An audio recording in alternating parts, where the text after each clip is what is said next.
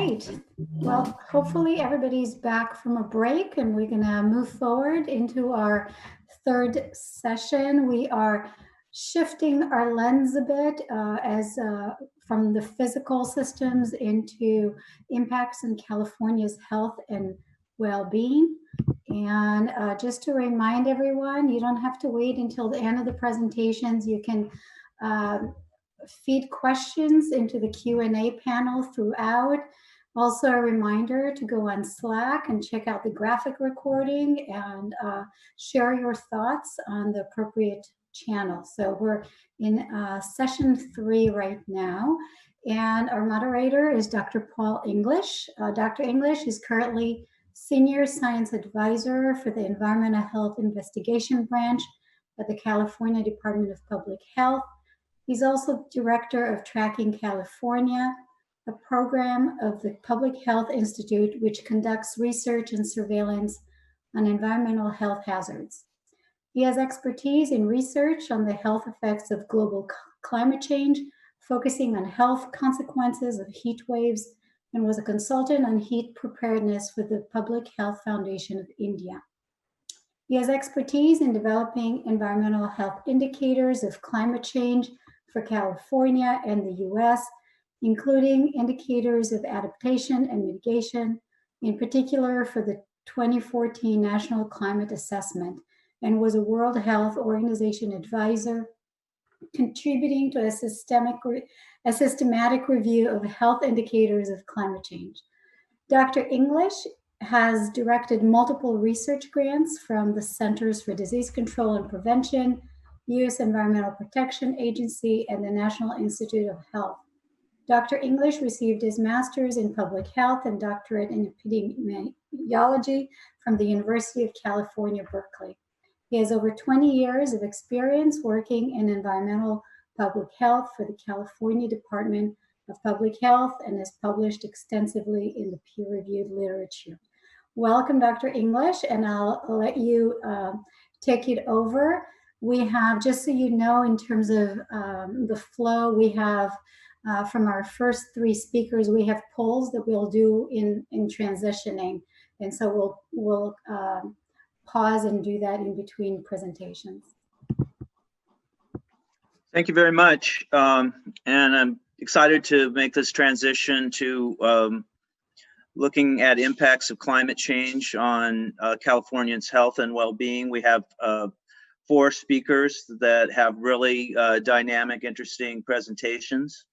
You know, we're going to be focusing first with a talk that's going to kind of give us an overview on I would say two of the arguably biggest threats to Californians' health, which would be heat and wildfire smoke and air pollution.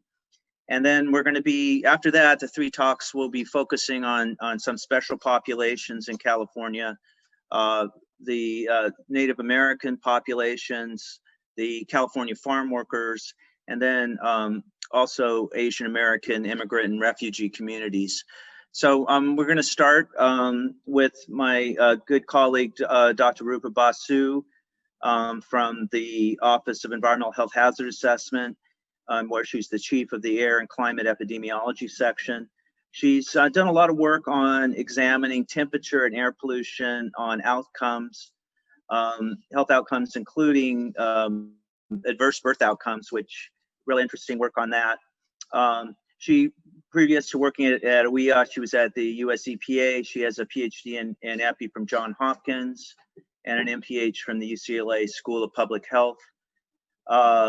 And she does a lot of her work with the Scripps Institute of Oceanography and Kaiser Division of Research in Oakland.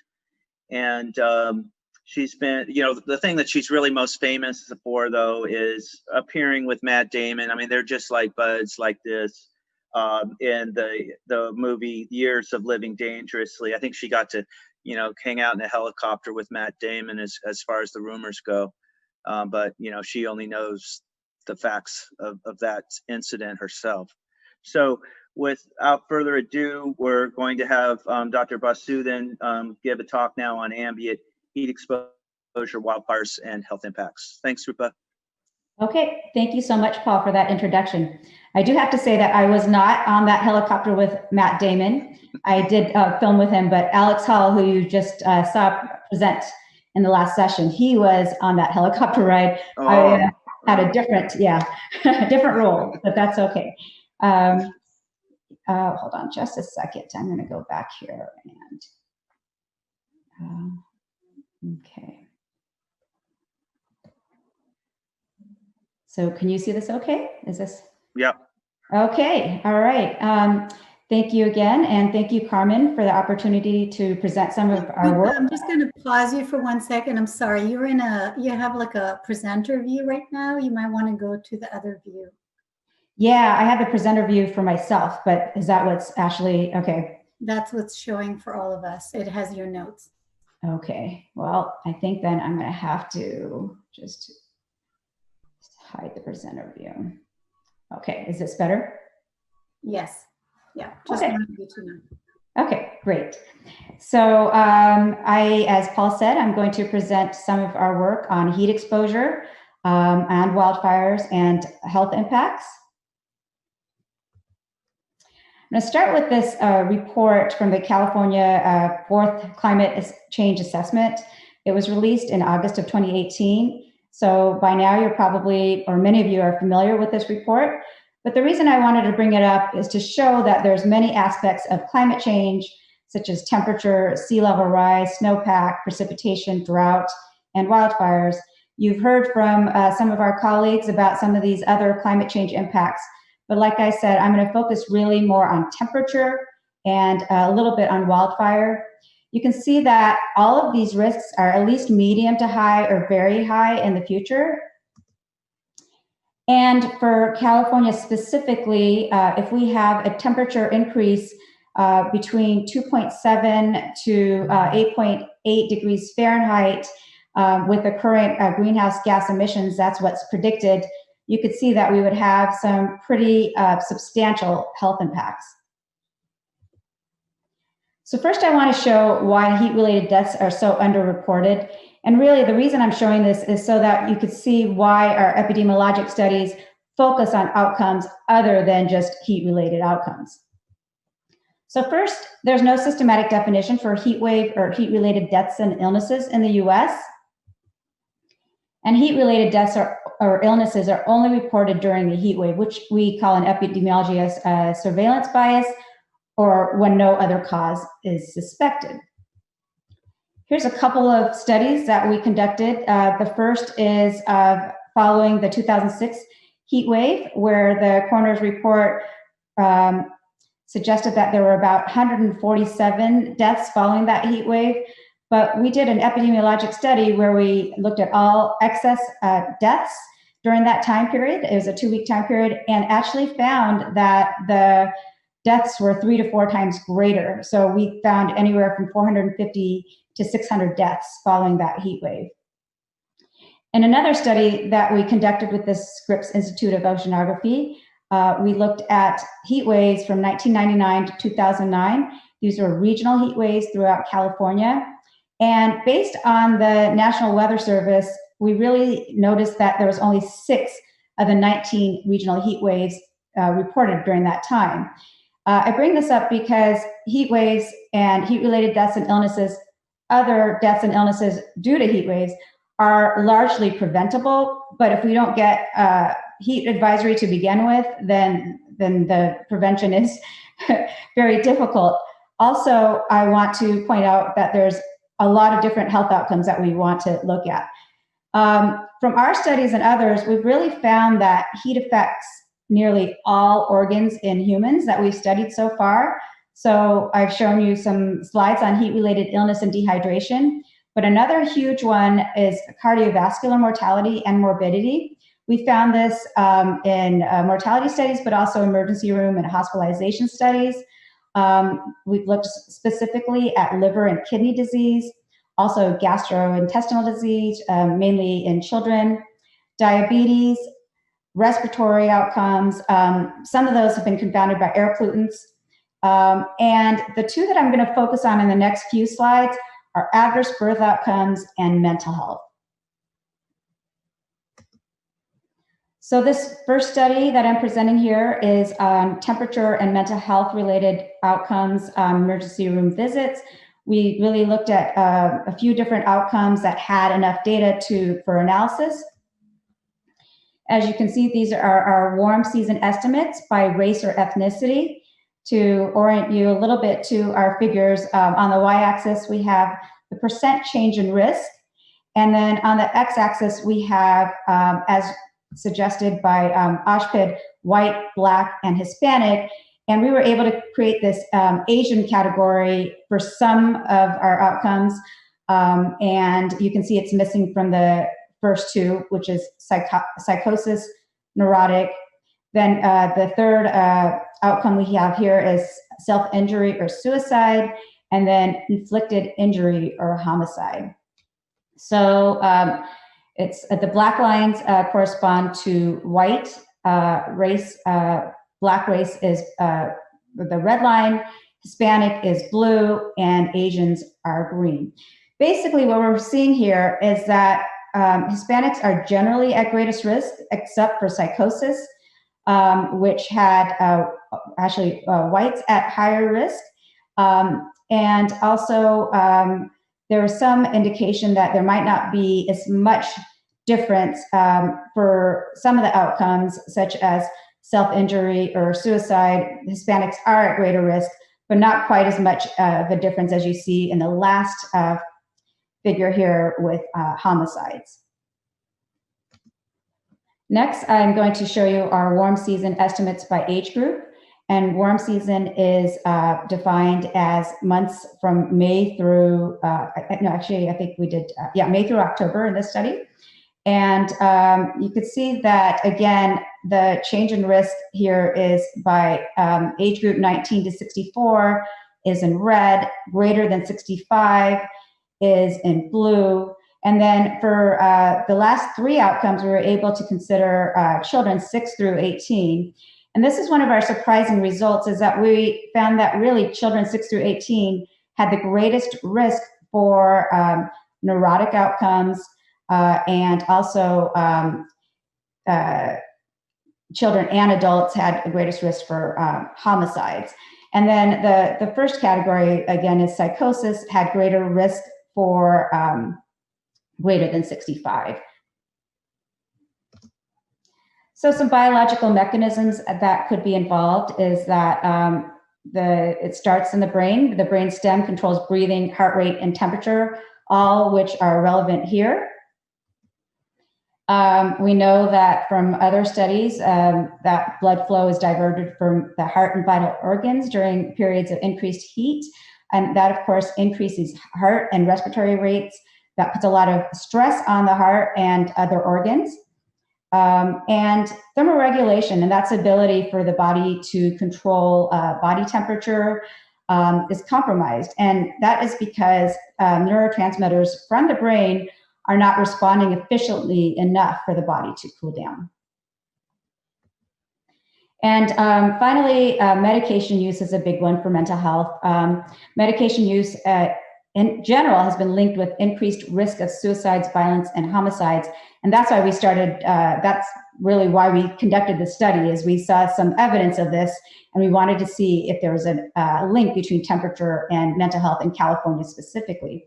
But medication use also has some side effects, especially beta blockers that are used to treat heart disease, and also antidepressants that are used obviously to treat depression. So there's some cardiovascular as well as mental health implications with them here.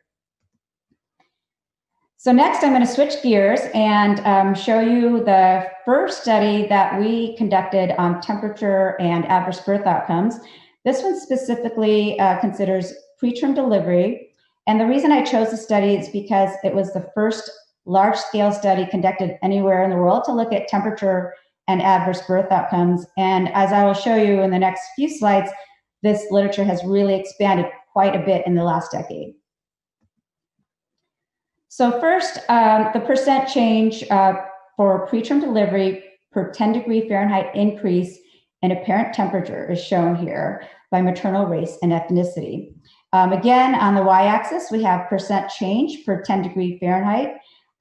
Those are the black dots that you see here. And then the 95% confidence intervals are the kind of the bars around here, around the estimates. What you can see right away is that all mothers, regardless of race, are at increased risk. Our overall results showed that there was an 8.6% increase per 10 degree Fahrenheit increase in apparent temperature. But it's really important to point out that there's a disparity by race or ethnic group. Here you can see first is Black, Hispanic, white, and Asian on the x-axis. Black mothers had almost a 15% increased risk compared to 8% for Hispanic mothers, over 6% for white mothers, and 10% for Asian mothers. And we've gone into a lot of detail about why there could be this difference in risk. There's really so many explanations. Part of it is differences in exposure. There's an urban heat island effect. There's also differences in access to healthcare, and even with the same access to healthcare, there's differential treatment. So these are all reasons why we see this disparity. We've thought for a while that this is might be a marker of socioeconomic status, but we know that it goes beyond that. So just recently, in the last couple of months, I was a co-author of a study that was a systematic review that was published in JAMA, and we purposely published in a medical journal to really try to reach the medical community.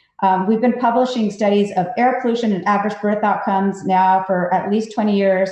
I showed you that with heat and adverse birth outcomes, we've been publishing studies for 10 years, but we really want to reach out to the medical community to make a difference and really show them and also pregnant women that they could be at increased risk for these outcomes. So in the systematic review, there were 68 studies, and that included over 32 million births in the US from just 2007 to 2019, or April of 2019.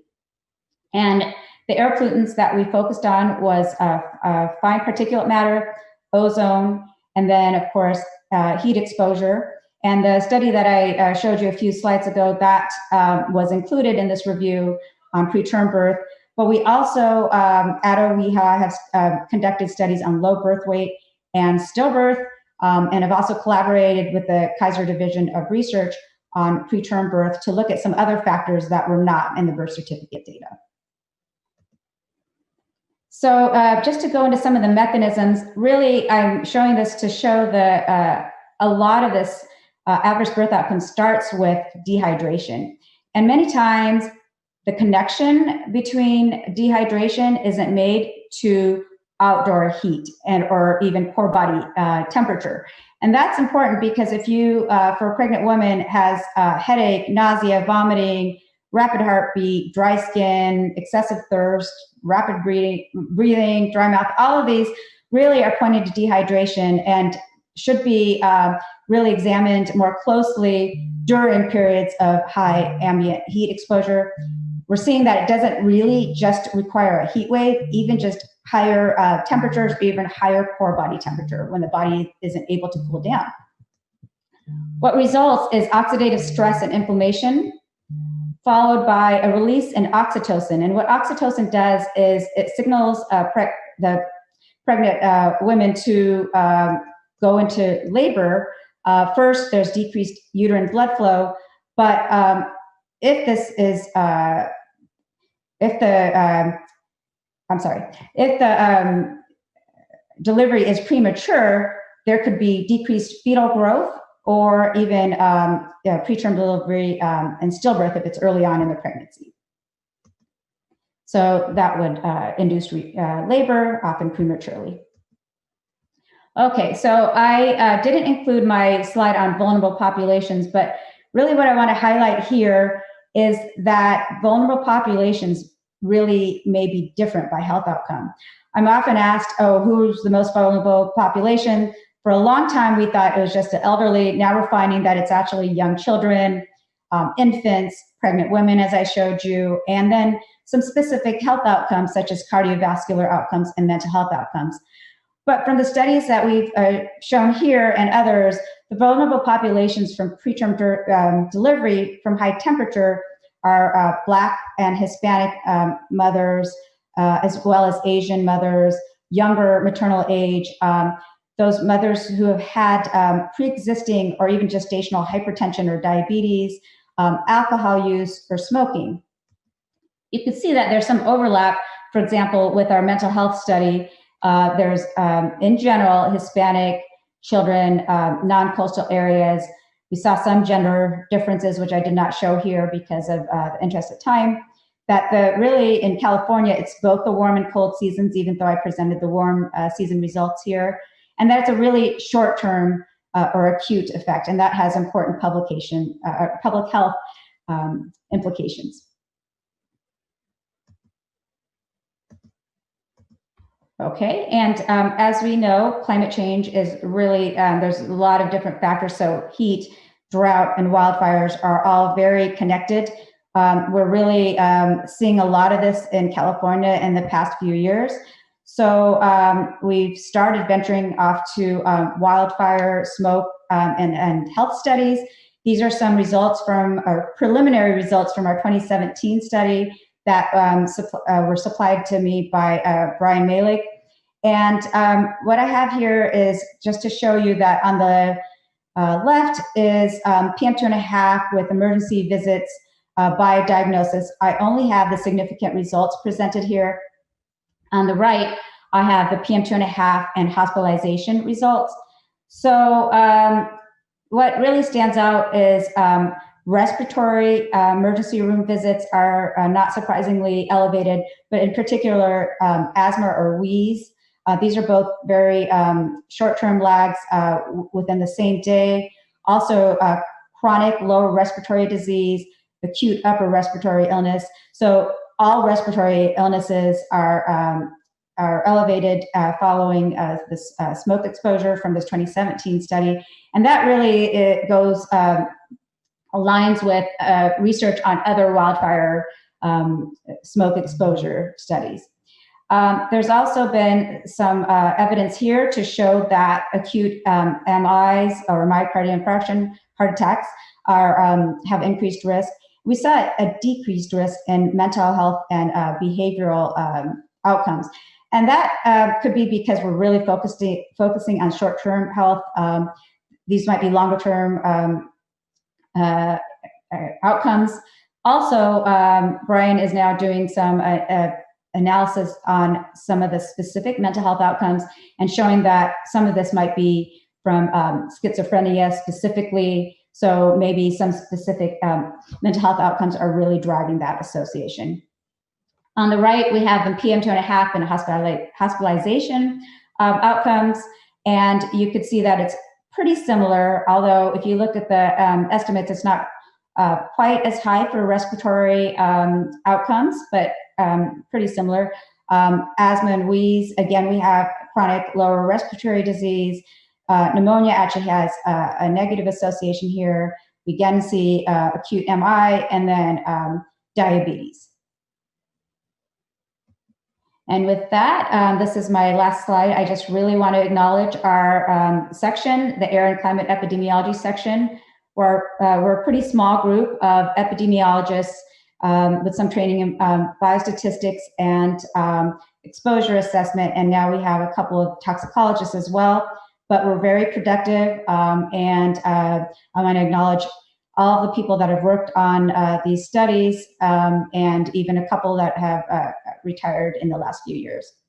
Thank you so much. Great, thank you, Rupa. That was a great presentation. I know there's some questions that are people are asking already, and so what we're going to do is we're going to go through the rest of the presentations, and then we have like almost a half an hour for discussion. So we'll be addressing those then. So we're going to move on now and change topics, and we're going to be hearing from Paul. Yeah, Paul, sure. Oh, yeah, poll questions. Let's do right. Rupa's poll question before we move forward. Okay, great. Go ahead, Mary.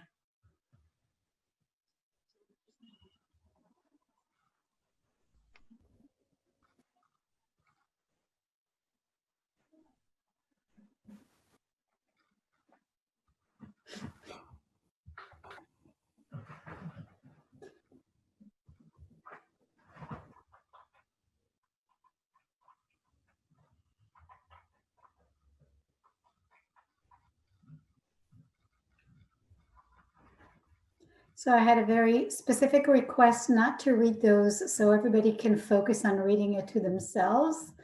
And so Mary, let us know when you're ready to share the results with everyone. Yeah, we have about 10 more seconds left.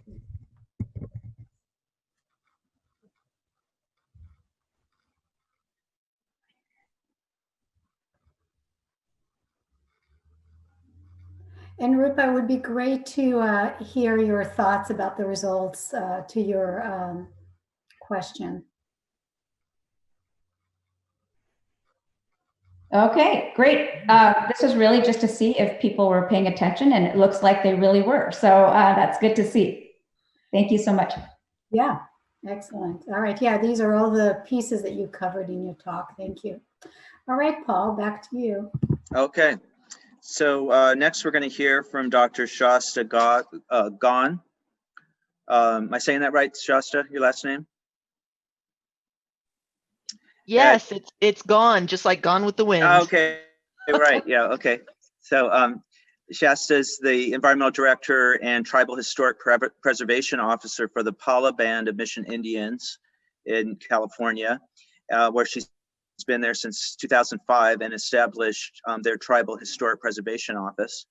And she taught at Cal State University San Marcos in the anthropology department, and she has a doctorate in anthropology from the University of New Mexico, and is chair of the National Association of Tribal Historic Preservation Officers, and has membership on a number of other councils and boards dealing with Native Americans and the environment, including leading the tribal working group for the Climate Science Alliance. She oversees the Tribal Climate Health Project, which is a grant-funded education and outreach project. And she is going to now be talking about California tribes and how they're impacted by climate change. So go ahead, Shasta. Thank you. Thank you, and just give me a moment to share my screen.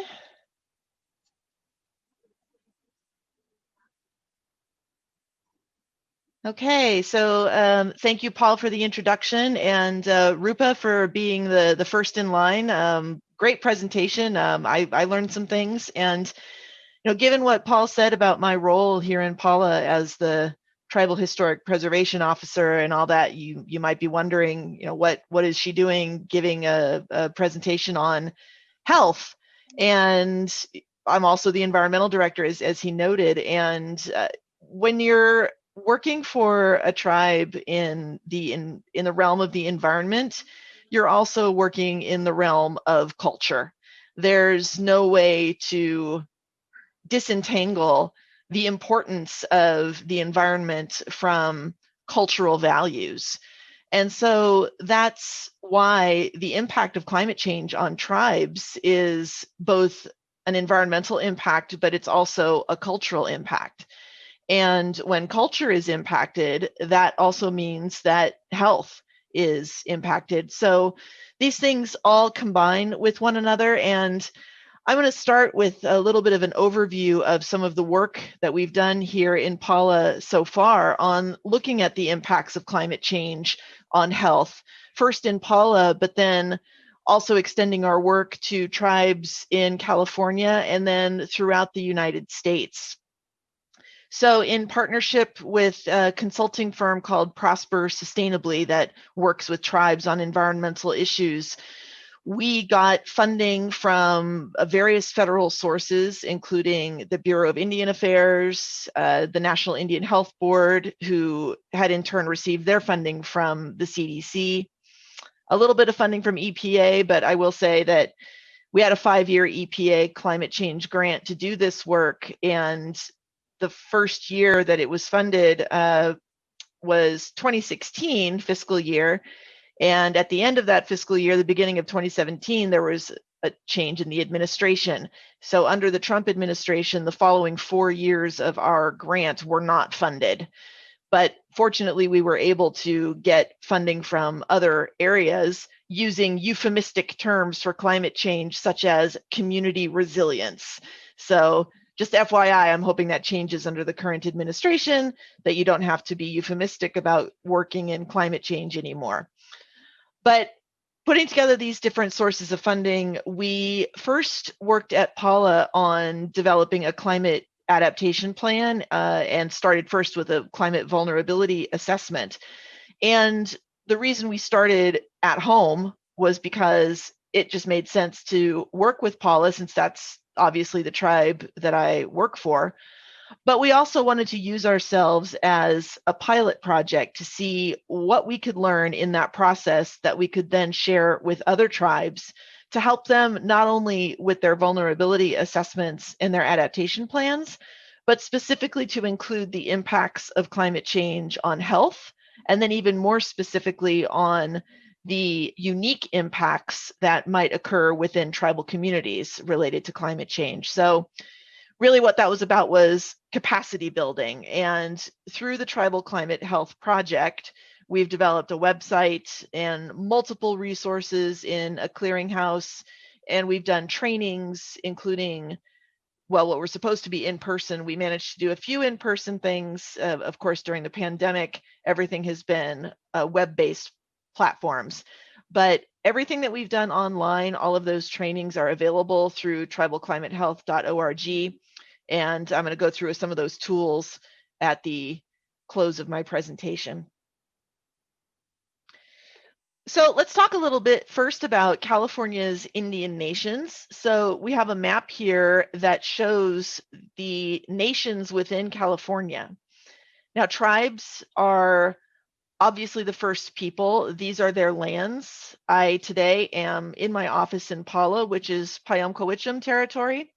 And looking at this map, you can see there's no area that says, California territory or United States territory. This is all tribal land. And the borders that we see here, the state borders, those are political boundaries that did not exist prior to colonization. So, like say the Southern Paiute, for example, or the Quechan, those tribes go across the border into Nevada or into Arizona, or the Modoc going north into Oregon. So when we're talking about California's Indian nations, we're talking about territories that aren't necessarily just defined by what we today think of as California. Now, this map includes most of the cultural groups. It doesn't include all of the individual tribal nations, of which there are 106 federally recognized tribes in California, and dozens of non-federally recognized tribal groups as well. So when you're talking about tribal nations and tribal lands in California, you're talking about everything. And when you're talking about the reservation lands, you're talking about a much smaller land area, but the traditional lands extend obviously well beyond those reservation lands. And so the effects of climate change on lands outside the reservation also have an effect on tribal health and well-being. So talking a little bit about climate change and human health, I know this is not something I need to go into great detail in this presentation because the audience, I think, primarily is working in health. And as Rupa already pointed out in her presentation, there are so many different ways that climate change can affect human health. And I still think it's important to show that these are the impacts that people generally are thinking of when they're talking about health, although I think your typical person on the street is not necessarily going to be thinking of everything that I'm showing on this graphic here, but people know that air pollution is bad for their health. They know that extreme heat is bad for their health. They may not know that heat increases ozone in the air, so that heat and air pollution are linked, but they know when their asthma is getting worse. They know when they turn on the news and they hear about scary new diseases like chikungunya and West Nile virus, and the hantavirus. And yet they don't necessarily think about some of these other less well-known impacts, things like loss of land and relocation. So there's mental health impacts when you're talking about things like forced migration. or malnutrition, a lack of access to nutritious foods in your community. And I bring those up because those are things that are more likely to affect tribal nations. So all of these disruptions, you put them together and then you turn to the impact on tribes, and you have to acknowledge that there's more than just a physical aspect to the type of health impacts that we're talking about. So we identified in PALA, particular exposures, drivers of climate change, and then exposures that we needed to be prepared for that included temperature extremes, wildfire, increased storms and flooding, and drought. But we wanted to look at how those things would not only affect the tribe and other tribes from an environmental standpoint, but what does it mean for the tribal community when it comes to having to change ways of life or ways of being because of the effects of climate change? That has an impact on spiritual and cultural health. And of course, it has an impact on socioeconomic health as well. So we combine these three things, the physical, the physiological, the socioeconomic impacts, and the spiritual and cultural health impacts. And we have this broadly defined set of issues that can arise because of the impacts of climate change. But again, a lot of these are things that people don't necessarily think about. When you say to the average person on the street, what do you think of when I say climate change? They might say, oh, polar bears, or melting ice, sea level rise. And we don't have polar bears in California. We might have some sea level rise, but not to the extent that some other geographies will have.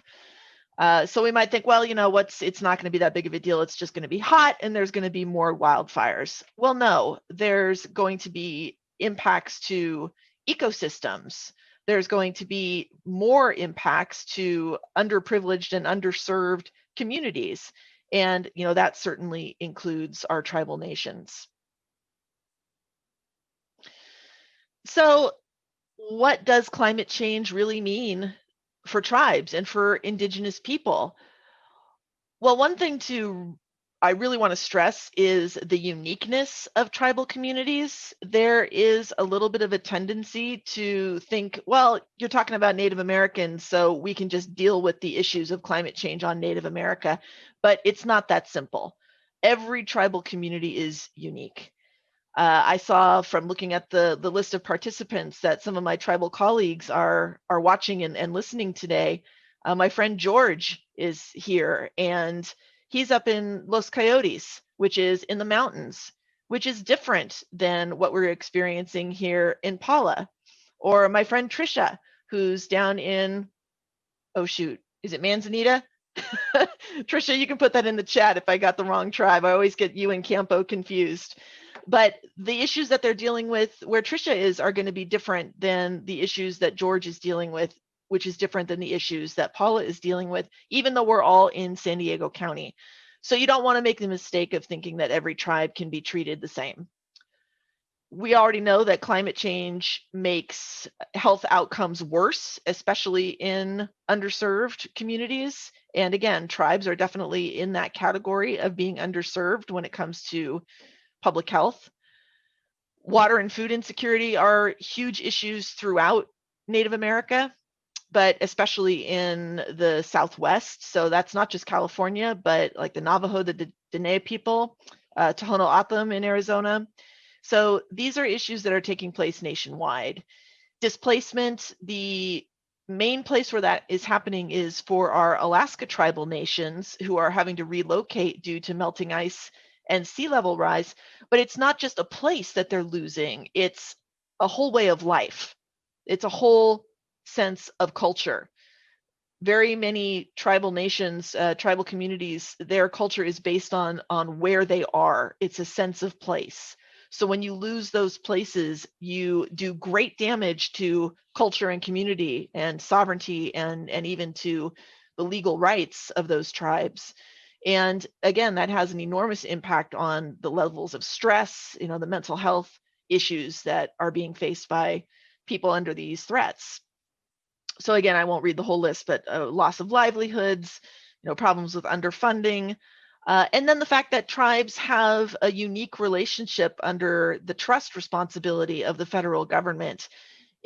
Some ways it makes things a little bit easier, but in a lot of ways, having that trust relationship can make things a lot more difficult for tribes. And so that's something else that we have to be aware of as we figure out how we're going to adapt to climate change.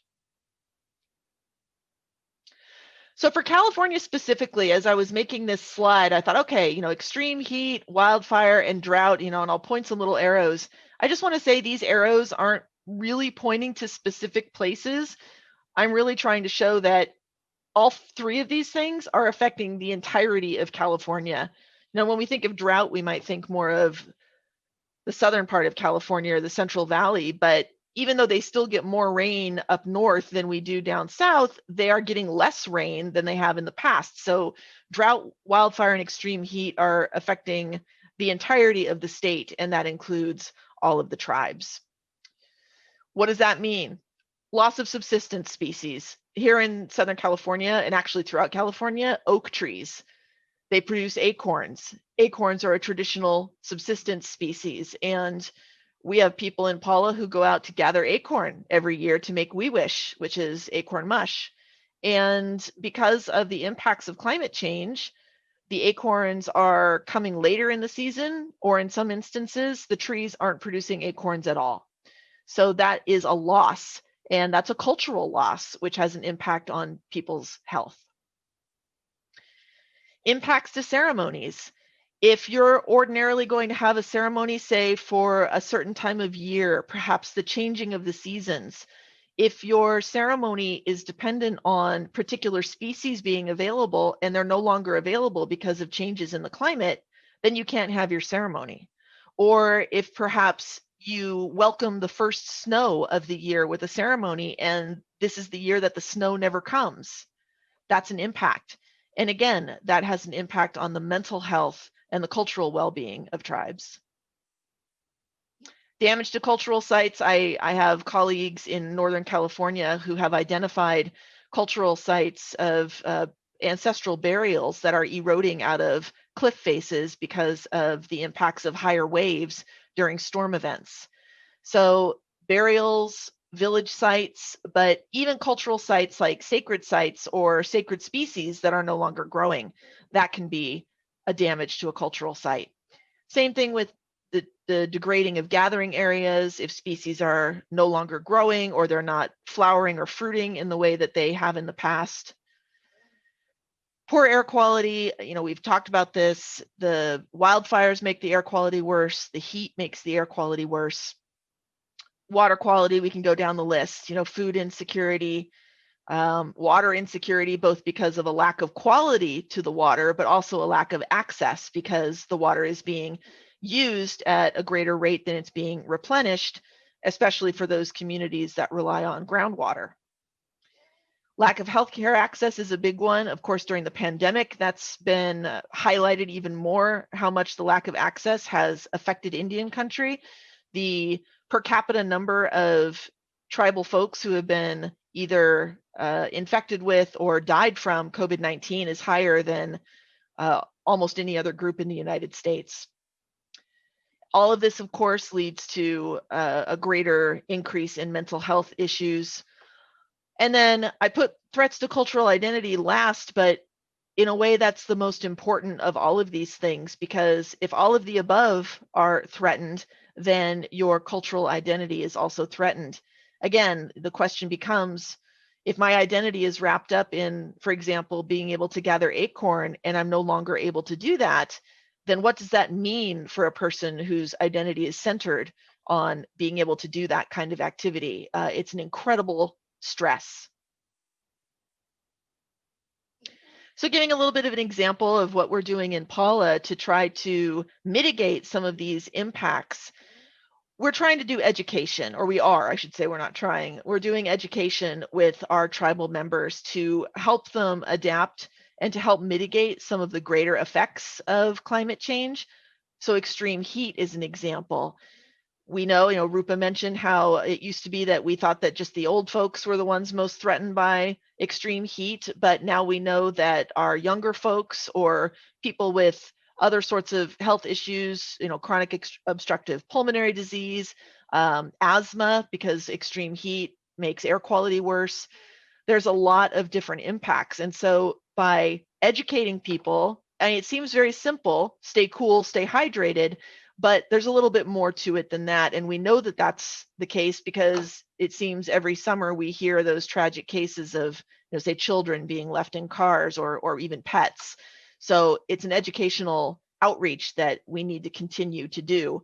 I would rather people think that, that maybe I'm condescending to them a little bit by telling them what they already know than to not tell them and then find out that they were lacking the information that they needed. So again, back to the psychosocial resilience or the mental health impacts, this is what we've developed to attempt to address some of these mental health impacts in PALA, but we also developed this tribal psychosocial climate resilience framework as something that we're hoping other tribal communities can use. This has basic information about some of the potential mental health, psychosocial health impacts of climate change on tribes. And tribes can use this to insert their own unique issues, whatever they may be, the species that are most important to them, the places that are most important to them, and develop in these 4 different ways to provide education, build connection, deliver first aid, and improve communication, all as ways to try to increase tribal resilience to mental health impacts. And then finally, I just want to say a little bit about justice, equity, diversity, and inclusion for tribes, or JEDI for short. For a lot of organizations, there's this idea that if you just invite a tribal citizen to the table, then you're practicing JEDI. But it's not quite that simple. There's other things that need to be done. So for example, decentering Western colonial frameworks. What does that mean in non-academic speak? It basically means put tribes' issues at the center of your research. Find out from them what are their issues and how do they think they need to be dealt with, or what problems do they want to solve. Don't assume that your idea of what the problems are going to match what the tribe's ideas are about their own health. And again, that comes with centering Indigenous knowledge. To a typical non-Native person, they might not consider the importance of a place to somebody's mental health and identity. But when you're talking about tribal folks, that's very key. Acknowledge historical trauma. We're all going through trauma right now, but for tribal folks, there's centuries of trauma that have accumulated, and we need to be sure not to make that worse or to neglect it when we're doing work with tribes and health. Recognizing the systemic inequalities in the system, I think we already know that there is unequal access to support, to the things that are needed to help tribes and make sure that their health needs and other needs are met. And that's not just tribes, but that's true for people of color throughout the United States. Respect tribal sovereignty. Tribes are nations. It may seem like, oh, it's just this little bit of land and maybe there's a casino or something, but tribes are nations, and they're nations at the pleasure of the United States government. That's true. There is a trust relationship there with the federal government, but you still have to respect that sovereignty, that tribes have rights that need to be acknowledged. And then finally, just that justice, equity, diversity, and inclusion, like I said at the outset of this slide, it's not just about inviting a tribal person as kind of your token to sit at the table. That's not enough. You have to center the tribal voice to really do JEDI the right way. And finally, there's just a few, these are links. So I believe if we can share the presentation, these are links that you can visit for more information on climate change work with tribes. The first one being the Tribal Climate Health Project. It's tribalclimatehealth.org. And that's where we have a lot of the resources I talked about in the beginning. And I look forward to opening our conversation at the end when we're through with all the panelists. Thank you. Thank you, Dr. Gaughen. It was a very illuminating presentation. And Ora, do we have another poll? Yeah, we have another poll from Shasta. So stay with us just to give us your thoughts about the results of the poll. Asking how frequently do you communicate with leaders, members, or employees of California Indian tribes? Here's the poll.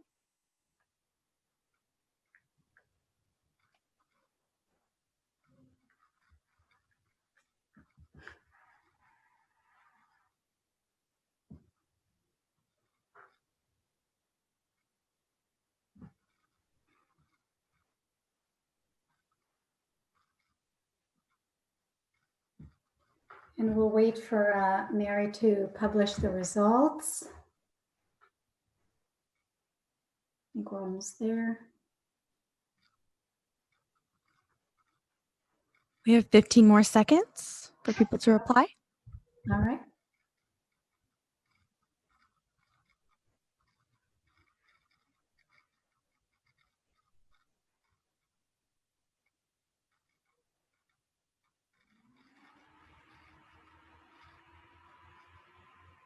Ooh, wow, that 38%. Oh my gosh. Okay, I want every single one of you who answered never to send me an email, and that way you can say that you've communicated with somebody at a tribe. Well, I mean, great. Then actually that makes me happy, because that means, well, not happy, but that means that 38% of the people who are listening are probably hearing some of these things for the first time. So in that way, it makes me happy to be encountering an audience who's not familiar with what the special needs are of California's tribal communities. So that's great. Great opportunity to increase awareness and educate everyone. Absolutely. Thanks, Shasta. All right, back to you, Paul. Okay, thanks. So let's move on again. So it's my pleasure now to present Maricela Morales, who is a colleague who we're actually working on a project together with others in Ventura County on a project funded by the Cigna Foundation on achieving resilience to climate change threats. And Maricela started as a community volunteer in Ventura with the County Living Wage Coalition, but she became a founding staff member of CAUSE in 2001, and in 2015 became the ED. So CAUSE is a base building organization committed to social, economic, and environmental justice for working class and immigrant communities in California's Central Coast, and it builds grassroots power through community organizing, leadership development, coalition building, civic engagement, policy research, and advocacy. And Maricela is going to talk about climate change impacts on California farm workers. So take it away, Maricela. Great, thank you.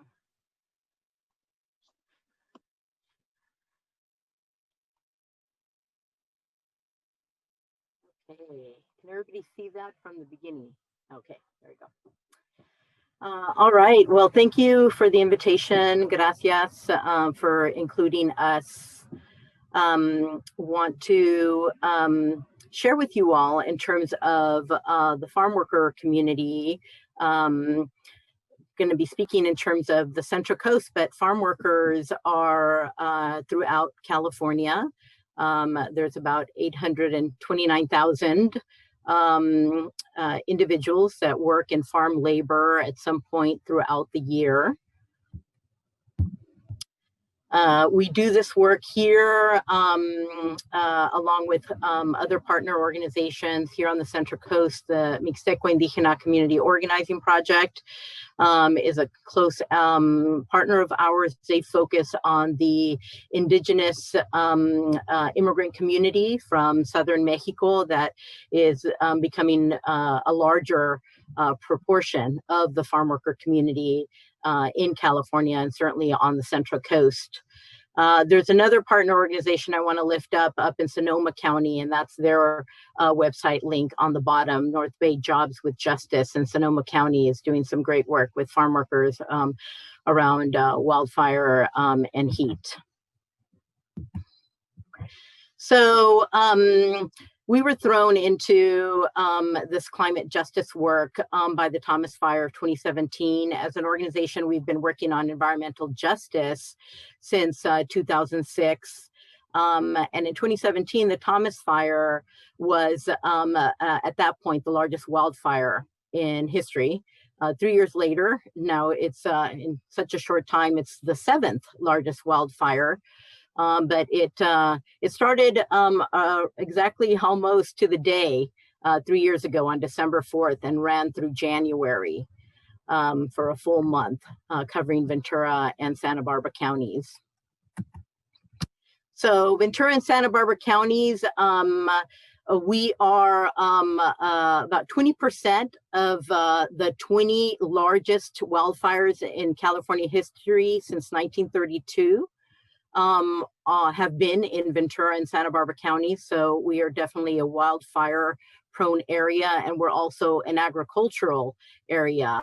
Ventura County is number 10 in the state in terms of agricultural production, over $2 billion worth. Santa Barbara County also is an agricultural region. So we are a high risk for wildfire, increasingly for heat as well.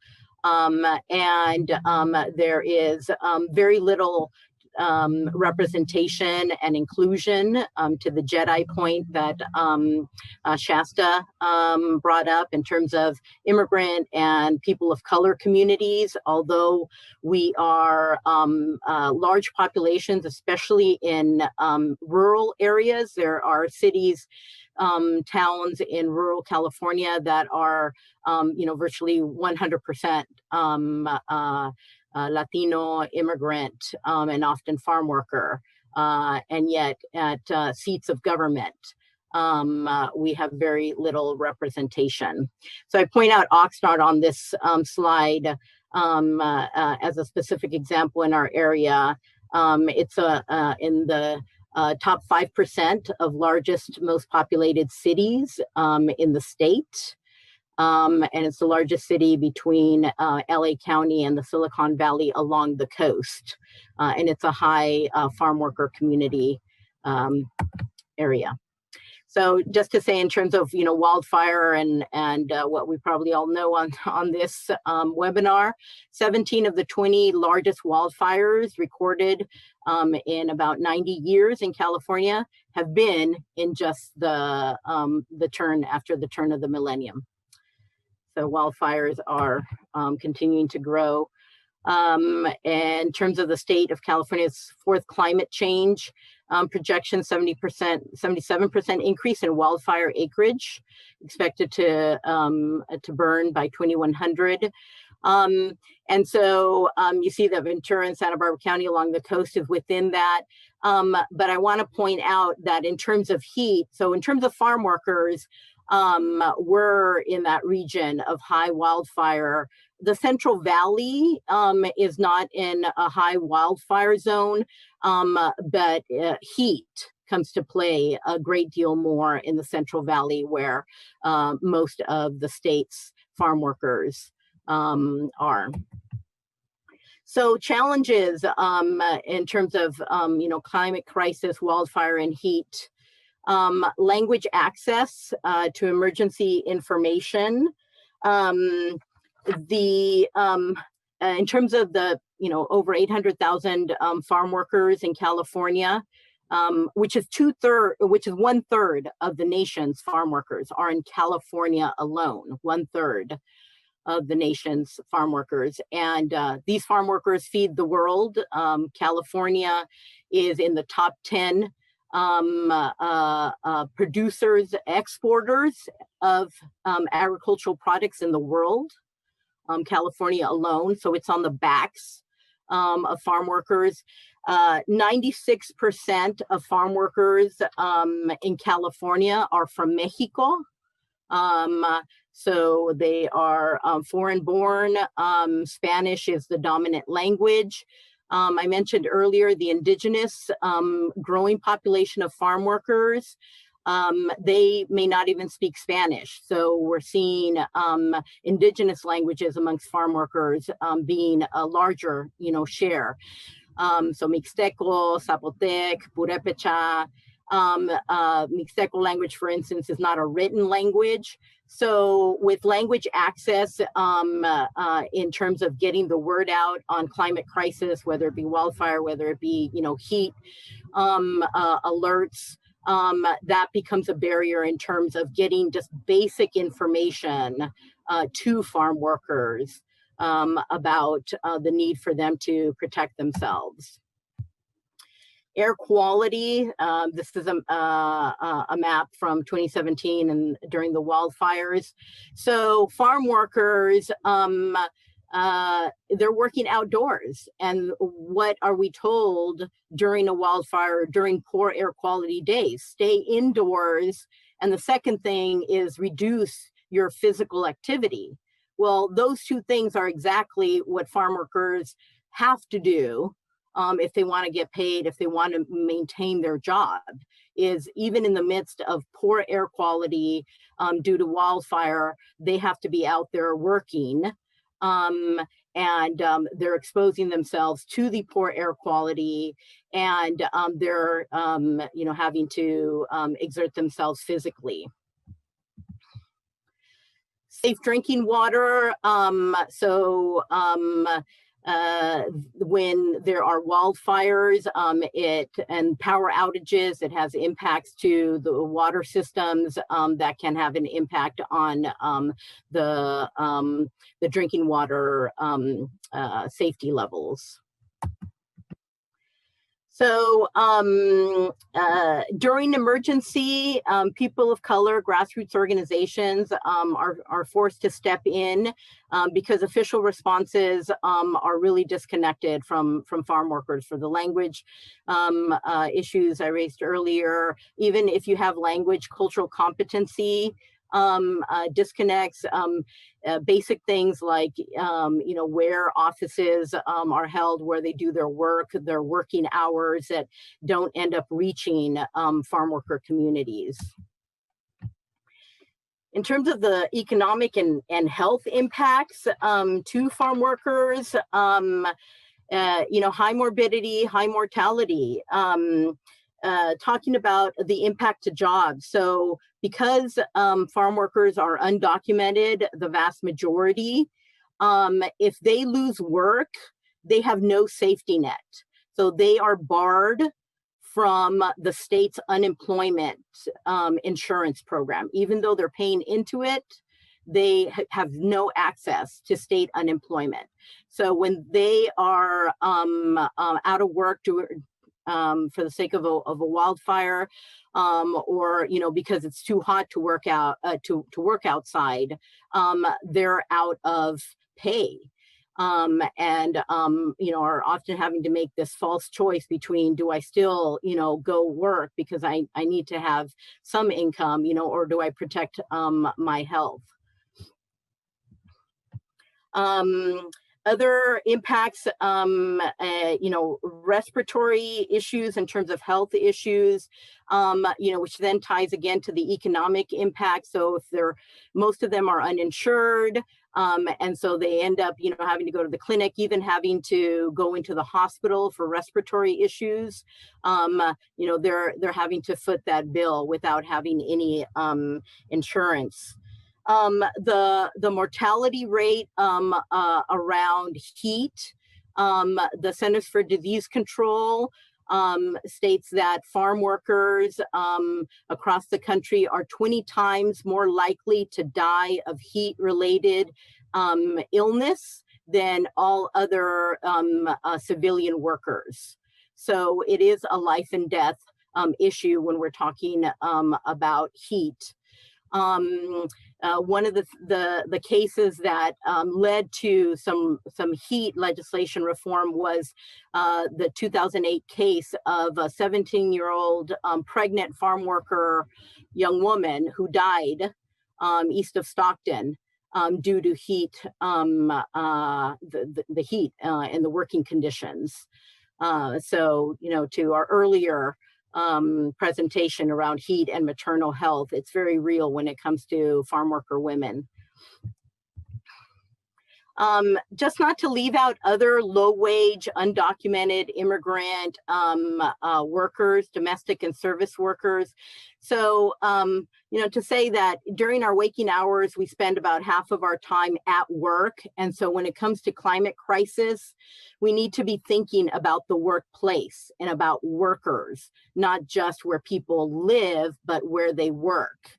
And how they're impacted. So, for instance, domestic workers who, you know, might get trapped in the home that they're working in when there's a wildfire and can't get out. We had cases of that here during wildfire, and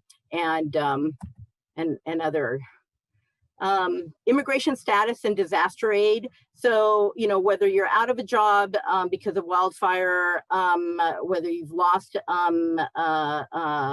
pay, you know, are barred from any type of safety net for the most part. And so when we're looking at these disasters and thinking about what is the safety net for people who are losing work, immigrants and farm workers are in a special category, really of desperation and need. There's barriers to accessing mainstream relief. Farm workers, because of their working hours, you know, can work 6 days a week, work until, you know, past 5 o'clock, you know, start work early in the morning before offices open. And so they're not connected to what we consider sort of traditional disaster organizations like the American Red Cross or United Way even. And so they turn to organizations like CAUSE and MyCOP to get a relief. You know, how charity sort of like is having to pick up what the government is not taking responsibility for. So in our area alone, we created the 805 and DocuFund, and in just 3 years, we've distributed about $5 million in cash assistance, basically, to over 4,000 families, impacting over 15,000 people, mostly children in these families, right? For every adult, there's at least one child, if not 2 children. You know, they're having to rely on charity instead of a state system that is honoring their labor and providing unemployment insurance. The impact of wildfire, you know, to housing stock, which, you know, has an impact on farm workers, and whether, you know, they could even get, you know, FEMA assistance, or whether, you know, they even, you know, if they're renters, you know, can they access any kind of, you know, housing insurance? Probably not. So housing becomes an issue. Loss of transportation.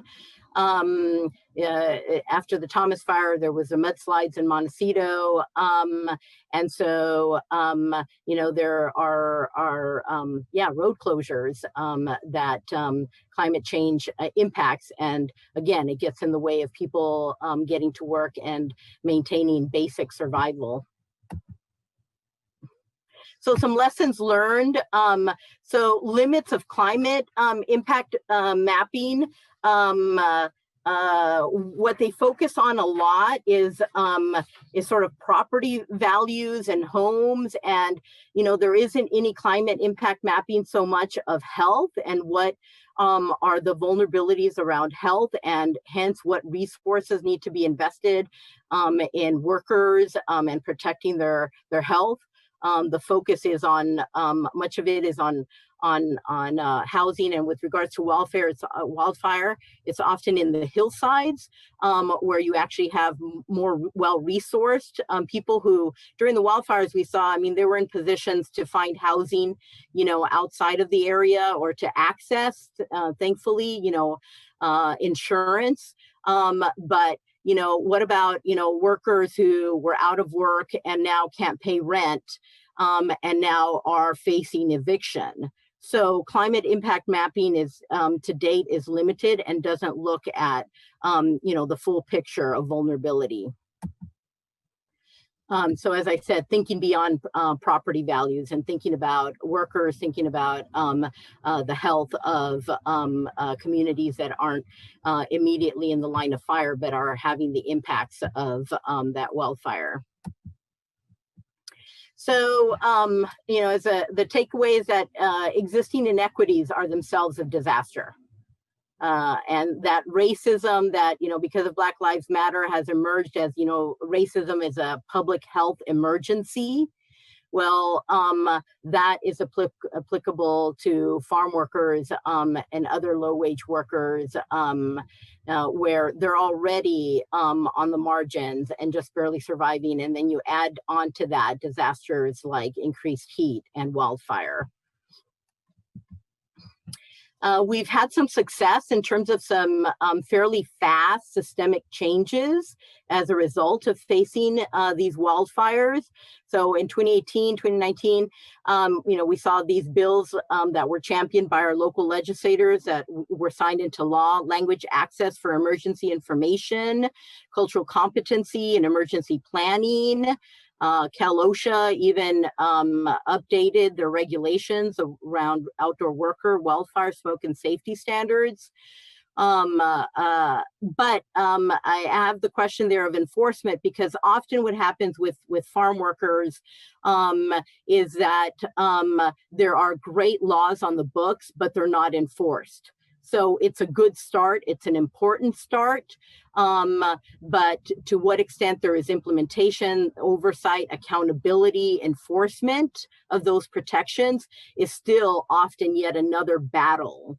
And so I just want to end with that with farm workers, their vulnerability is really one that goes back to 250 years of an agricultural system that had at its roots the mission system. The first law that was passed in California in 1850 was an act to so-called protect and govern, as well as punish Indians.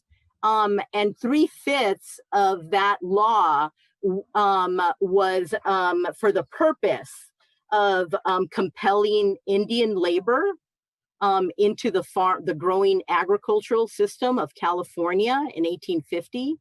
And so that root of racism, of worker exploitation, is still at the root and at the core of the challenges that we face with farm workers in terms of their exposure and lack of protection, really, and priority given to making sure they have basic information, basic safety nets, just the very, very basic for them to just continue to survive.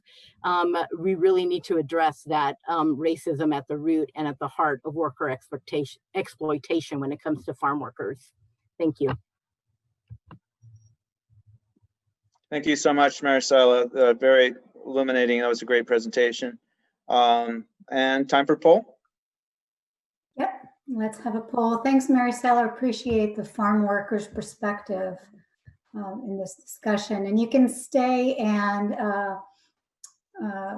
share your thoughts on the response to the poll. I think it's coming up.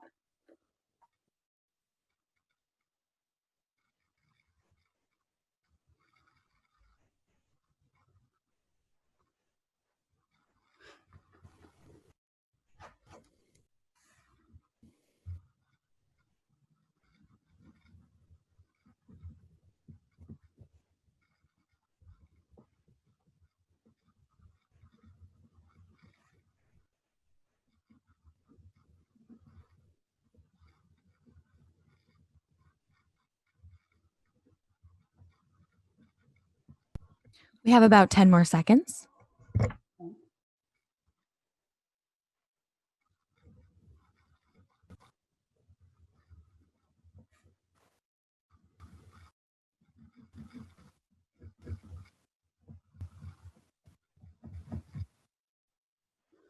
All right. They were listening. Yeah, I mean, my takeaway with that is that, it's on the backs of farm workers who are undocumented, who are not being taken care of, are not valued. that multi-billion-dollar wealth to the state as a whole is on the backs of these farm workers, and for us to value their work. Yeah, one thing I would add, Maricela, is the multi-billion-dollar industry. Almost every single crop, which I discovered working in this area, has like a lobby. There's like the strawberry lobby. There's citrus. The farm lobby, and they have well-paid lobbyists in Sacramento, and it's just very difficult to overcome their objections when laws are passed. So it's amazing that even that legislation you showed us had been passed. So. Okay, well, thank you again. So let's go on to our last presentation. We're going to hear from Amee Raval, and she's the research director for the Asian Pacific Environmental Network, which is an EJ organization that empowers Asian American immigrant and refugee communities across California through grassroots organizing, voter engagement, and policy advocacy. And Amee offers an environmental justice and health equity lens to climate and energy policy in California. And she'll be talking about disproportionate impacts of climate change in communities. So Amee? Yeah, thank you so much, Paul, for that introduction. And just want to thank Carmen and the OEHHA team for having me to close off our series of rich presentations. As mentioned, my name's Amee Raval, and I'm going to be talking about the disproportionate impacts of climate change in our communities. I think the presentations that have preceded me offer really important examples, and I think ours from APEN with the immigrant and refugee communities we organize will be a good round off to that. And I'm just going to share my screen.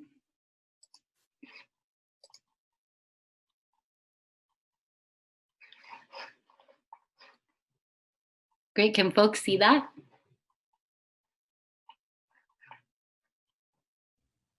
Yes, we can see it. Great. So just to quickly give a brief background about APEN, as mentioned, we're a grassroots base building organization that organizes low-income Asian immigrant and refugee communities around a multitude of environmental justice issues. A fundamental part of our work and vision is building community power and amplifying the voices of our members as decision makers for the programs and policies in their communities. And so that, as was already mentioned, that looks like local organizing and leadership development. It looks like building political power through electoral organizing and civic engagement. And it finally looks like policy advocacy at the local and state levels through legislative work and regulatory work, which is the sort of realm of work that I work on. So with roots in the civil rights movement, environmental justice is really born out of the struggle against environmental racism, in which working class communities of color are disproportionately impacted by the health burdens of fossil fuels and climate pollution. This is the case in Richmond, where APEN organizes Southeast Asian refugee communities. Our communities live on the fence line of the Chevron refinery, which is highlighted in the left-hand photo of refinery infrastructure. An explosion at the refinery in 2012 sent thousands of community residents to the hospital for chest pains, shortness of breath, sore throat, and headaches. APEN also works with low-income Chinese immigrant communities in Oakland. Our community members describe Oakland as a walk for pollution because it's surrounded by 3 major freeways and in close proximity to the port, which is pictured on the right, exposing residents to harmful diesel pollution and contributing to the city's high asthma rates.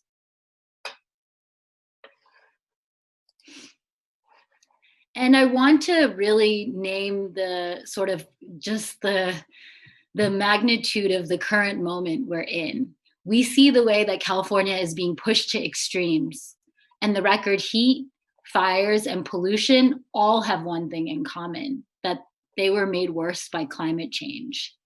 This convergence is the strongest signal yet that the climate crisis isn't far off from the future. It's here today, more intense than ever. And so scientists, are quoted saying we've lost complete control and there isn't a normal anymore in California.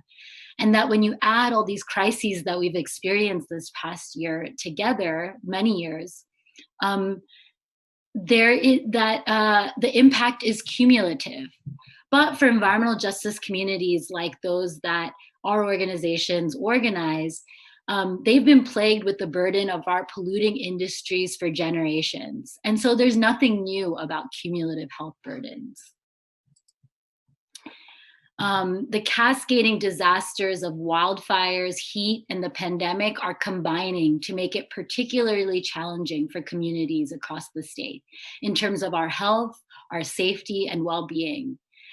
Just the months of August and September this year in the Bay Area where we organize gives us a picture of what we mean when we say cascading disasters and cumulative health burdens. And so this is just a snapshot of several headlines from those months where we saw the Bay Area hit record highs in terms of a heat wave, record high temperatures. And that same weekend, we saw rolling power outages that led to a failure in actually a local wastewater treatment plant. And it polluted the bay with over 50,000 gallons of sewage, preventing folks from cooling off or going to the beach while it was so hot. And simultaneously that very weekend in Richmond, where I mentioned where we organize, flaring at the Chevron refinery sent black smoke above the area, forcing families to close their windows. Finally, that same weekend wrapped up with a rare lightning storm that started an early wildfire season, and followed by unprecedented terrible air quality and smoke. And then at the end of that month, we were sort of bombarded again with that triple whammy of smoke, heat, and smog. And so these are just the lived experiences and stories that we're confronting on a daily basis. And I think this set of stories gets to the notion of the climate gap, which is sort of underlining the way that climate disasters have unequal impacts. And so in this way, we think of climate change as a threat multiplier, worsening existing inequalities in health, housing, land use, and economic opportunities. And so this means that those who are most impacted are consistently the communities with the least resources to respond. And so in this current moment, we're seeing sort of who those communities are that are disproportionately impacted. And already named are indigenous communities in the previous presentation from Shasta, agricultural workers from Maricela, and I wanted to name just a few more to send that message home. So we're also thinking about incarcerated firefighters who the state only pays $1 an hour. And often formerly incarcerated people are routinely denied the appropriate training, which means that despite having experience, many cannot become firefighters upon release. And there was legislation and policy to address that very issue, given the visibility that it's received in recent years. We're also thinking about our urban communities where areas that are tree poor, that have a density of impervious surfaces, are experiencing the extreme heat impacts worse. And Rupa went into this deeply, so I'm not going to speak too much about that. And then finally, I think the last example of many that I could highlight are unhoused communities, especially in the Bay Area. We've seen homeless people severely impacted by various climate impacts, from flooding to wildfires and extreme heat. And we've even seen the way that displacement from fires is contributing to increased homelessness. So there's a feedback loop that's also really scary in terms of the worsening housing crisis in relation to climate disasters intensifying. And so, again, I just share these because often I'm going to be talking about our mapping resilience report, which is something I want to highlight as a resource. But as Maricela mentioned, there's a lot of limits to mapping. And what I think one in particular, in terms of really trying to sort of target and reach those communities most impacted, is that maps are one-dimensional and they don't really tell us these rich stories of the complexities of how the climate crisis is impacting us. And so I know they're heavy stories and they paint a bleak picture, but they also push us to consider what's the path forward? Recognizing this gap, what can we do to address these unique risks, protect those that are most impacted, and create opportunities to thrive? And that's where our mapping resilience report comes in. And it was a question that became the foundation for our report. And this was published about 1.5 years ago, which essentially outlines, it gives background and examples on those very stories I just shared in terms of who are those communities that are experiencing disproportionate impacts in California. It offers key definitions and principles for vulnerability and resilience, really from a community perspective. It reviews over 40 existing indicators, data, tools, and frameworks to say what sort of explore the various quantitative frameworks available to answer that question I just raised. It names some data limitations and knowledge gaps, and then offers some lessons learned. And fundamentally, I'd be remiss to not mention the impetus of APEN's Mapping Resilience Report, which is CalEnviroScreen, which we've really seen uplift and center the needs of EJ communities in policymaking. CalEnviroScreen is a powerful model for applying data and decision-making, but CalEnviroScreen was not designed or intended to depict climate change vulnerability.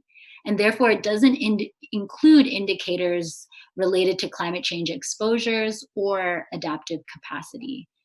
And so we see an effort to realize a climate vulnerability mapping platform as an effort complementary to CalEnviroScreen, but absolutely not replacing it. And a central takeaway from the report is that there are a multitude of frameworks. Some are specific to distinct climate impacts, while others are more comprehensive. But overall, we see a lack of consistency across that multitude. And so we named that there are some recommendations that we've really moved forward in implementing from the report, given that we saw there was a lack of a comprehensive framework to overlay social vulnerabilities alongside climate threats. And no single set of indicators really exhaustively captured the most significant ones we uplifted in the report.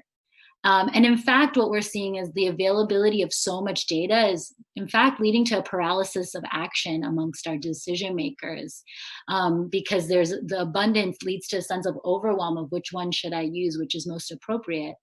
And so we assert that policymakers would really benefit from a streamlined, actionable framework that, like I mentioned, is complementary to CalEnviroScreen to really depict the interacting and cumulative impacts of climate change.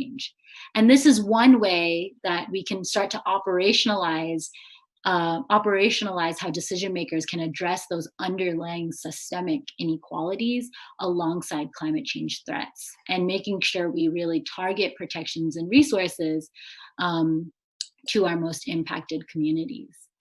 But of course, we know that we have to ground truth and complement mapping with community expertise.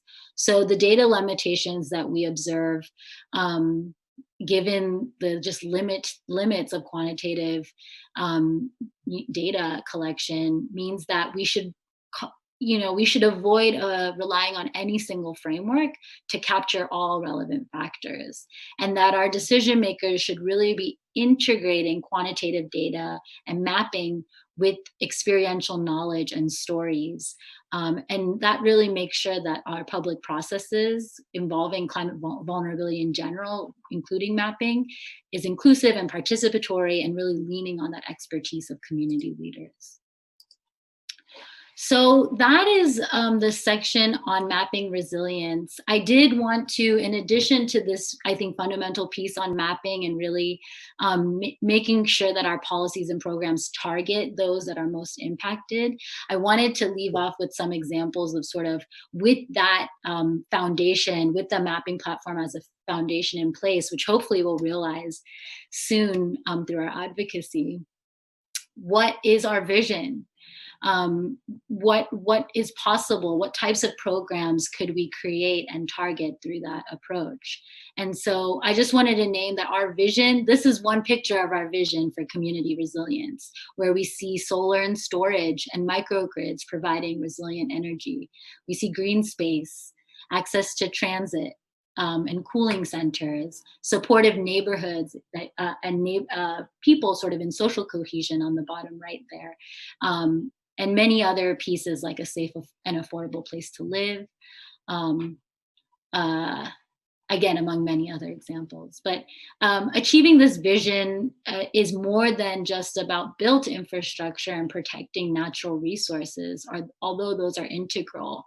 Our approach to community resilience, I think, is unique because it centers communities, particularly those that are on the front line of the crisis. And so while in the short term, it might mean preparing neighborhoods and people to cope with sort of growing threats from disasters, in the long term, it's fundamentally about building power. And that's why I like this image on the right, system change, not climate change. It takes roots to weather the storm, because I think that's where we get to, like, how do we address underlying systemic inequalities that are oppressing working class communities of color? And I'm going to share just a few brief examples of what does that mean when we say it takes roots? What can it look like to really put those roots into place to cultivate the social supports that our communities need? So yeah, I want to say here that in general, one thing we've observed, and I think today's presentations really highlight, that traditional models of crisis response are proving deeply inadequate. They're coordinated through militarized entities like sheriff's departments. They rely upon protocols like evacuating to faraway sites. They share alerts in only 1 to 2 languages. They require people to present ID to access services. And these types of policies are collectively shutting out many people from the support that they need. And one historic campaign that I think is a lesson for the approaches we're advocating for now is in response to that explosion at the Chevron refinery in the 90s, where that major chemical explosion, right, sent thousands of folks to the hospital. And what we saw early through the Laotian Organizing Project, which was a partner of APEN's, is that many of the area's monolingual residents, folks that don't speak English, were poorly informed about the emergency response system. And so they didn't know to shelter in place. And so that really revealed the county's inadequate emergency response system. And so in response to this, the Laotian Organizing Project launched and won a historic campaign that pushed the health department to implement a multilingual emergency phone alert system. And so in terms of climate change, I think this campaign teaches us the real importance of communication channels to alert residents of emergency conditions, but specifically that are accessible and really targeted to culturally diverse communities. And we just passed a bill a few years ago through the California Environmental Justice Alliance with actually CAUSE as well, and many other CEHA partners, that requires counties now to integrate cultural competence in the design of emergency alerts, evacuations, and sheltering. So that's one example. Another is technology solutions. So APEN's been doing a lot of historic work around clean energy access, and we're now really engaging on resilient clean energy solutions, such as sort of clean energy microgrids, solar coupled with storage, all of which are powerful resilience tools that can reduce harm from power outages, improve ventilation from amidst wildfire smoke, if we're talking about energy efficiency or weatherization, and offer relief from extreme heat. And so there's a lot of exciting clean energy technologies that we're hoping to see really be deployed in the neighborhoods we organize. And also just looks like economic relief, right? Amidst all these extreme conditions and overlapping with shelter in place, we have to ensure that our neighbors have reliable access to cooling, refrigeration for food and medicine, and charging medical and communication devices. And we're thinking about particularly folks with disabilities and those that are medically dependent. And so one thing we're demanding and trying to engage around is that utilities and service providers forgive customer debt that it has been accrued during this crisis and minimize any rate increases right now, so that we're really avoiding shutoffs and making sure people are economically stable and can live in their homes safely. And that's for energy, but I'd go extend to housing too, because we know that the rent, the moratorium on evictions is going to end soon. So we have folks that are that those basic protections are a matter of survival. And then finally, last but not least, I just want to make a plug for a recent report as part of the research work we're really building up. Mapping Resilience was the first report I worked on at APEN, and this is the most recent and second, Resilience Before Disaster, which really makes a case for investing in social infrastructure, which looks like investing in public institutions like schools, libraries, park and rec sites, or places of worship, or youth and senior centers. These are the institutions that people go to when in moments of crisis. And we really are bringing this idea of social infrastructure as a climate resilience approach, in contrast to sort of narrow approaches around hard infrastructure or natural resources protection. So I'll share the link for the report. But the one thing that's emerging that's very exciting, I think, for 2021 is this notion of community resilience hubs that I think integrates a lot of the examples I provided in my presentation. Resilience hubs are spaces where communities gather, organize, and access social services on a daily basis, but also during these moments of disaster response and recovery. And so that can mean access to cooling and heating, electricity, food, water, medical supplies. And right here pictured is the RISE Youth Center, which is a youth center in Richmond that provides healing and health and cultural and workforce development services to youth in Richmond. It's renovating, and it's going to upgrade to a brand new RISE Commons campus.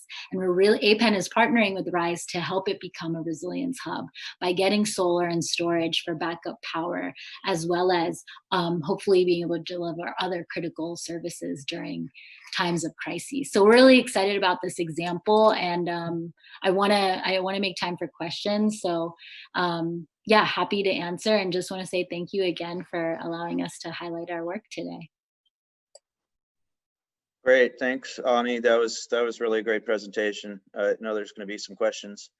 I don't think there's a poll, right? Or no, there's no poll. So just to let you know, we have about 10 minutes or so, and so maybe just pick a couple of questions, and we'll end this panel discussion in 10 minutes at 4:45. Okay, should I just pick some from that people have asked and try to direct them to people then? That would be great, yeah. Just okay. Let's see, to start, I think Nathan Uchman was kind of starting in the beginning, asking about community-based models that connect climate and health. And I think maybe that was a little preliminary, because I think we saw quite a few of these examples. And I know Linda Helen at the Office of Health Equity mentioned her program at California Department of Public Health. I know there's a number of other organizations that are linking more on a nationwide level that are linking climate and health, like the U.S. Climate and Health Alliance. American Public Health Association has a as a very active climate change group. And Nathan also wants to know about what's going to carry forward these conversations surrounding the connection. So that's, I think that's something we can think about for the future. And then let's see, one for a couple for, Amee, when you were talking, I was thinking, the theme of this whole conference, which our session was a little bit different, but it's really focusing, on this indicators report that CalEPA, that OEHHA puts together. And if you look at it, they don't have this, what you really emphasize, these indicators of resilience. They really have very few human health indicators. They don't even really have another, the human health indicators kind of focus on a lot of the things that Rupa talked about, like heat and, these stressors in the environment, but not the resilience and the adaptive capacity pieces that are really important. So it'd be neat to try to establish some dialogue with OEHHA on could we be moving towards those kind of indicators? Would they be appropriate to include them in their indicators report? And I think David Shukla was asking about, what, especially around workplace rules, would there be some indicators? And that's maybe something, Maricela, you might want to comment on. Do either of you have any comments or thoughts on that? In other words, what measures could we be looking at in the workplace? Yeah, I think Maricela noted, and I'll let her elaborate on the challenges of and limits of mapping to sort of capture worker impacts, because so much, I would say, of our mapping is very much based on where people live, and that's not to say that even there aren't gaps there. So even in terms of residential sort of exposures, right? Even the piece on socioeconomic vulnerability, when it's linguistic, like language access or linguistic isolation, poverty, educational access, a lot of the things you might actually see in CalEnviroscreen could be overlaid and considered alongside climate change impacts. But what's less studied, I think, and what's less documented in terms and quantified in terms of mapping is that adaptive capacity. What is it? What are those factors that allow communities to cope and respond, whether that's transit access, tree canopy coverage, impervious surface cover, social cohesion? That's one that's really hard to document. People do it through like voting or civic engagement, but a lot of this is invisible right now by the current metrics available and mapping that's happening. So just wanted to offer some examples from the more community focus, but I'll let Maricela answer on the worker piece.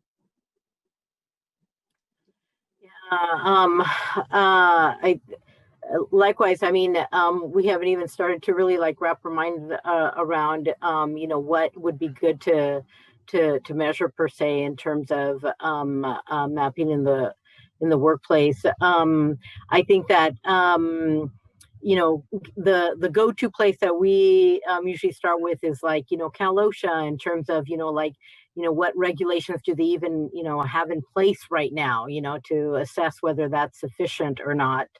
But in the workplace and what other measurements could be done is something that we still need to pay more attention to. Maricela, I know they, I know CalOSHA reports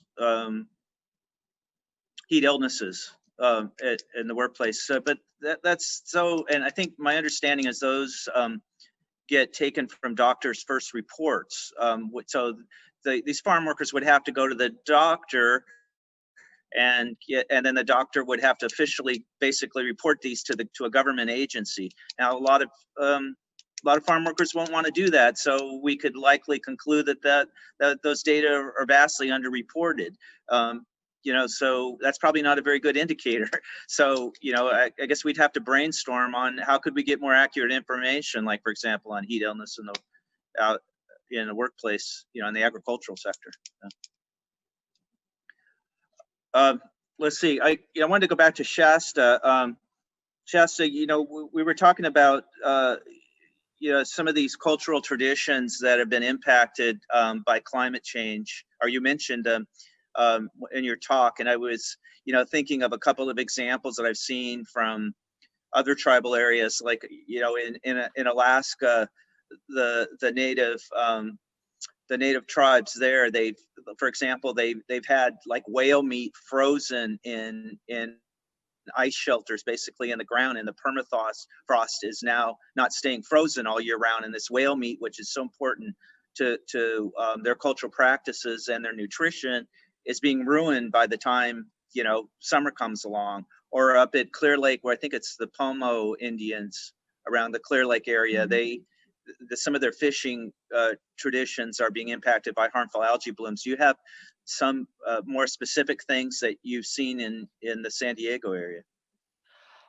Well, in San Diego, it's a little different than some of those places like Clear Lake, or some of the tribes up along like the Klamath and Mad Rivers in the northwestern part of California, where they not only do subsistence fishing and ceremonial fishing, but they also do commercial fishing, and so it has an economic impact.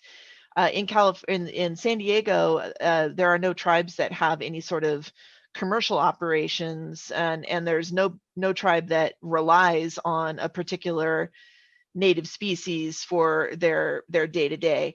But again, the example I used of acorns, or in the desert, the mesquite beans, those are things that are gathered as part of ceremony and for special occasions. So if you have a loved one pass away, or somebody's had a baby, and you don't have the we wish, it's really, that's a hard thing to say, this is something I had when I was a baby, or when I got married, and now I can't do it for my child, or my loved one who's passed away. It just becomes really significant. And we have a lot of oak tree impacts because of climate change, heat stress, and of course drought stress, which makes the trees more vulnerable to insect pests like the gold-spotted oak borer.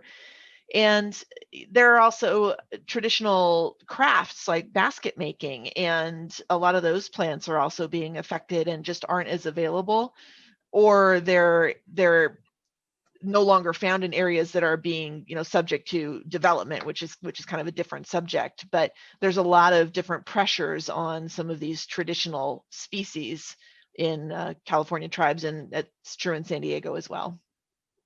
Oh, great. Thanks, Shasta. Let's see, we just have a couple minutes left, but here's an interesting question from Tom Phillips. Tom asks about, and I guess this is going to be more directed to you, Rupa, if you have ideas on this, but what about data and indicators on, do you know anything about indoor heat vulnerability? So in, care facilities or housing.